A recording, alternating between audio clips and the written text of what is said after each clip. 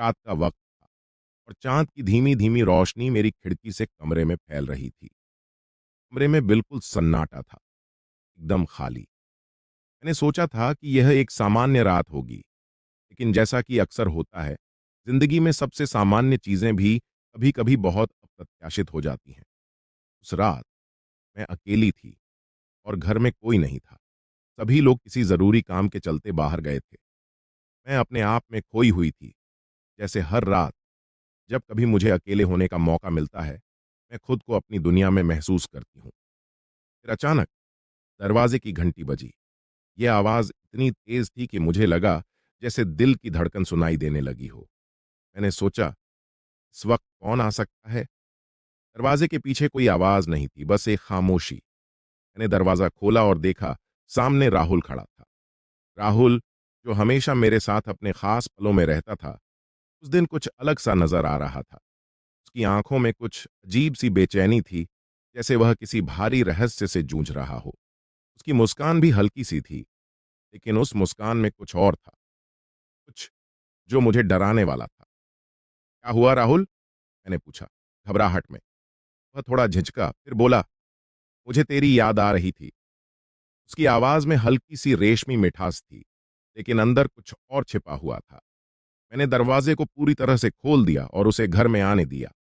वह अंदर आया और जैसे ही दरवाजा बंद किया, कमरे में एक अजीब सी खामोशी छा गई। राहुल ने चुपचाप सोफे पर बैठते हुए कहा, तुम अकेली हो ना? ठीक है ना? मैंने हाँ में सिर हिलाया, लेकिन मेरे मन में एक अजीब सा संदेह था।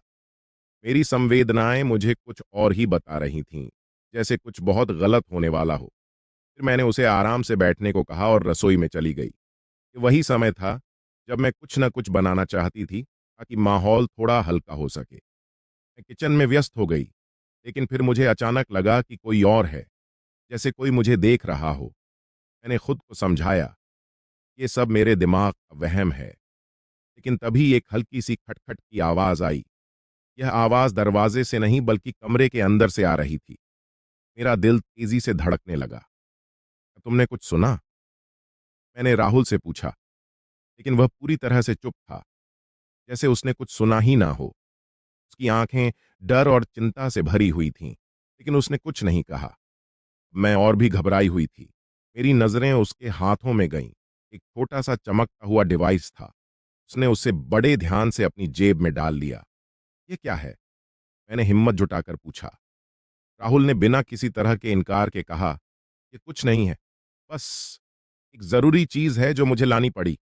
उसकी आवाज में कुछ था जो मुझे और भी संदेहास्पद बना रहा था। अचानक बिना किसी चेतावनी के लाइट चली गई। कमरे में घना अंधेरा छा गया। मेरा दिल तेजी से धड़कने लगा और मैंने फोन की फ्लैश लाइट को चालू किया। मैं चारों ओर देख रही थी, लेकिन राहुल कहीं दिखाई नहीं दे रहा था। मैं डरी हुई थी और सोच रही थी कि क्या यह कोई शरारत थी या कुछ और। फिर एक जोर से चिल्लाने की आवाज आई। राहुल की आवाज। वह आवाज इतनी डरावनी थी कि मैंने उस ओर दौड़ने का निर्णय लिया। लेकिन जैसे ही मैंने कमरे की तरफ कदम बढ़ाए, मेरा फोन गिरकर बंद हो गया। अब मैं और भी अकेली और डरी हुई थी। राहुल और मैं एक दूसरे के सामने बैठकर बात कर रहे थे, जब अचानक कमरे में एक सख्त खामोशी छा गई। मैं उसकी आंखों में छिपी दबी हुई भावनाओं को महसूस कर रही थी, लेकिन इस बीच मेरा ध्यान पूरी तरह से उस एक रहस्यमय छाया पर था जो कहीं न कहीं इस घर में थी। मैंने राहुल से पूछा, राहुल, क्या तुम सच में मुझे सब कुछ बता रहे हो? क्या वो डिवाइस जो तुमने मुझे दिया था, क्या ये सिर्फ एक साधारण तकनीकी चीज है या कुछ और? राहुल की आंखों में चिंता और डर था। तुम्हें समझना होगा, ये सब तुम्हारे भले के लिए था। उसने अपनी आवाज में हल्का तनाव दिखाते हुए कहा, लेकिन तुमने जो रास्ता अपनाया है, वह बहुत खतरनाक है। अब तुम इसे जान चुकी हो, तो हम दोनों को मिलकर इसका सामना करना होगा। मेरे मन में एक सवाल था, क्या राहुल सच में मुझसे प्यार करता था, या फिर वह मेरे पास किसी बड़े राज को छिपाने आया था? क्या वह सच्चाई से भागने की कोशिश कर रहा था, या फिर किसी जाल में फंस चुका था? ये सारी उलझनें मेरे दिमाग में घूम रही थीं। अभी अचानक घर के बाहर तेज आवाजें सुनाई दीं। यह एक संघर्ष की आहट थी, मानो कोई अंदर घुसने की कोशिश कर रहा हो। मैंने राहुल की तरफ देखा और उसकी आंखों में जो डर था, वह मुझे और भी ज्यादा चिंता में डाल गया। क्या हो रहा है? मैंने घबराते हुए पूछा। राहुल ने गहरी सांस ली और कहा, हमें भागना होगा। वे लोग आ रहे हैं जो इस डिवाइस की तलाश में हैं। वे हमें किसी भी हालत में नहीं छोड़ेंगे। मेरे पैरों तले जमीन खिसक गई। राहुल, तुम ये क्यों नहीं कह रहे हो कि हम किससे डर रहे हैं? ये सब क्या है? मेरी आवाज में अब घबराहट साफ सुनाई दे रही थी। वह चुप था और फिर एक जोर की आवाज आई। दरो दीवार हिलने लगी। मैंने बिना समय गंवाए राहुल से कहा, हमें कहीं और जाना होगा। यह तुम्हारे लिए भी खतरनाक हो सकता है। राहुल ने मेरा हाथ पकड़ा और तेजी से घर से बाहर भागते हुए कहा, वे लोग हमारी तलाश कर रहे हैं। मैं तुम्हें जितना भी बचा सकता था, मैं वही कर रहा था। लेकिन अब तुम्हें खुद समझना होगा कि हमें क्या करना चाहिए। हम दोनों एक छोटे से गली में दौड़ रहे थे और पीछे से किसी के कदमों की आवाज सुनाई दे रही थी। अब मैं समझने लगी थी कि यह कोई साधारण संकट नहीं था। राहुल और मैं जिस चीज का सामना कर रहे थे, वह एक बड़े नेटवर्क का हिस्सा था, जो हमारे लिए खतरे का कारण बन चुका था। हम दोनों एक पुराने गोदाम में पहुंचे। राहुल ने दरवाजा बंद कर लिया और हमें थोड़ी राहत मिली। यह सब क्यों हो रहा है? मैंने पूछा। क्या तुमने कभी सोचा था कि यह इतना बड़ा हो जाएगा? राहुल की आंखों में गहरी चिंता थी। मुझे नहीं पता था कि यह इतना जटिल हो जाएगा, उसने कहा। लेकिन अब हम जितना हो सके इस खतरनाक खेल से बाहर निकलने की कोशिश करेंगे। फिर अचानक हम दोनों को एक आवाज सुनाई दी। यह किसी के खांसने की आवाज थी, जो हमारे पास आ रहा था। ये सिर्फ एक सामान्य आवाज नहीं थी। यह हमारी ओर बढ़ रही किसी खतरनाक शक्ति की आहट थी। मैं घबराई हुई थी, लेकिन राहुल ने मुझे शांत किया। अब हम दो रास्तों में से एक चुनने वाले हैं। हम लड़ सकते हैं या फिर भाग सकते हैं। हमारे पास एक विकल्प है। मैंने राहुल की आंखों में देखा। उसने जिस तरह से यह सब कहा था, उससे मैं समझ गई थी कि अब समय आ चुका था, जब हमें अपनी पसंद को चुनना था। हम दोनों के पास एक ही रास्ता था और वह था लड़ाई। हम दोनों ने धीरे धीरे गोदाम से बाहर निकलने का प्लान बनाया। राहुल ने मुझे बताया कि जो लोग हमारा पीछा कर रहे थे, वे एक अंतर्राष्ट्रीय गैंग का हिस्सा थे और वे उस डिवाइस के लिए हमारी जान तक ले सकते थे। राहुल का कहना था कि वह डिवाइस कोई साधारण उपकरण नहीं था। वह एक अत्याधुनिक तकनीकी साजो सामान था, जिसे दुनिया के सबसे बड़े रैकेट के लोग हथियाना चाहते थे। जैसे ही हम गोदाम के पास पहुंचे, चारों ओर से हम पर हमला हो गया। वे लोग पहले से ही हमारे पास आ चुके थे। राहुल और मैं एक दूसरे की आंखों में देख रहे थे और मैं समझ चुकी थी कि अब हम अपनी पूरी ताकत से लड़ने वाले थे। एक हमला करने वाले ने मुझ पर हमला किया, लेकिन मैंने उसे दूर धकेल दिया। राहुल ने मेरी मदद करते हुए एक और हमलावर को पराजित किया। हम दोनों एक दूसरे का समर्थन करते हुए हमलावरों से लड़ते गए। यह एक खतरनाक लड़ाई थी और हमें कोई भी गलती नहीं करनी थी। हम दोनों थके हुए थे, लेकिन हमारी एकजुटता ने हमें जीत दिलाई। हमलावरों को परास्त करके हम एक बार फिर से गोदाम में वापस पहुंचे। हालांकि लड़ाई खत्म हो चुकी थी, लेकिन अब हम दोनों जानते थे कि यह केवल शुरुआत थी। आगे और भी मुश्किलें आने वाली थीं। राहुल और मैं मुश्किल से गोदाम से बाहर निकल पाए थे और हमारी लड़ाई समाप्त नहीं हुई थी।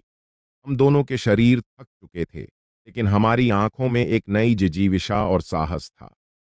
हमें यह समझ में आ चुका था कि हम एक खतरनाक खेल का हिस्सा बन चुके थे। अब यह केवल हमारी लड़ाई नहीं थी, यह जीवन और मौत का सवाल था। गोदाम से बाहर निकलते ही मुझे महसूस हुआ कि किसी की निगाह हम पर थी। मैं जल्दी से राहुल की ओर मुड़ी। कोई हमें देख रहा है, मैंने धीमे से कहा। राहुल ने मुझसे इशारा किया कि चुप रहूं और हम दोनों ने गली के कोने में जाकर छिपने की कोशिश की। हमारी सांसें तेज हो रही थीं और हम जितना कोशिश कर रहे थे, उतना ही डर बढ़ता जा रहा था। अचानक एक तेज गाड़ी ने हमारी ओर रुख किया और रुक गई। हम दोनों को समझ में आ गया कि हमारे पास अब कोई रास्ता नहीं था। गाड़ी से कुछ लोग बाहर निकले। वे लोग अजनबी थे, लेकिन उनके चेहरे पर एक खौफनाक मुस्कान थी।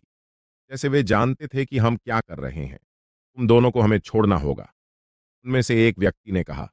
उसकी आवाज में एक ठंडक थी। हम जानते हैं कि तुमने क्या किया है। वह डिवाइस तुम्हारी जान की कीमत से ज्यादा महंगा है। राहुल ने कड़ी नजर से उसे देखा। तुम लोग नहीं जानते कि तुम किससे भिड़ रहे हो। उसका स्वर था, लेकिन उसकी आंखों में डर साफ दिख रहा था। राहुल, क्या तुम जानते हो कि यह लोग कौन हैं? मैंने धीमे से पूछा, जबकि वे पास ही खड़े थे। ये लोग, ये वही लोग हैं जिन्होंने हमारे जीवन को नरक बना दिया। वे कोई साधारण गैंग नहीं है। वे एक अंतर्राष्ट्रीय रैकेट का हिस्सा हैं, जो किसी भी हद तक जा सकता है। अगर वे इस डिवाइस को हासिल करते हैं, तो वे पूरी दुनिया को अपनी उंगलियों पर नचाएंगे। राहुल की आवाज में चिंता और गुस्सा था, लेकिन उसकी आंखों में अभी भी वह आत्मविश्वास था जो उसने पहले कभी नहीं छोड़ा था। मैंने महसूस किया कि हम जिस चीज का सामना कर रहे थे, वह कोई सामान्य चुनौती नहीं थी। यह एक ऐसा खतरा था जिसका मुकाबला करना हमें अपनी पूरी जान की कीमत पर पड़ सकता था। वे लोग हमें घेरने लगे थे। मैं और राहुल दोनों एक दूसरे को देखकर समझ गए थे कि हम दोनों को अब एक साथ मिलकर इस संकट से निकलने का कोई तरीका ढूंढना होगा। लेकिन अचानक उन खतरनाक लोगों में से एक ने मुझे पकड़ लिया। तुम दोनों को हमारे साथ आना होगा, उसने कहा, और मुझे जोर से खींचते हुए गाड़ी की तरफ ले जाने लगा।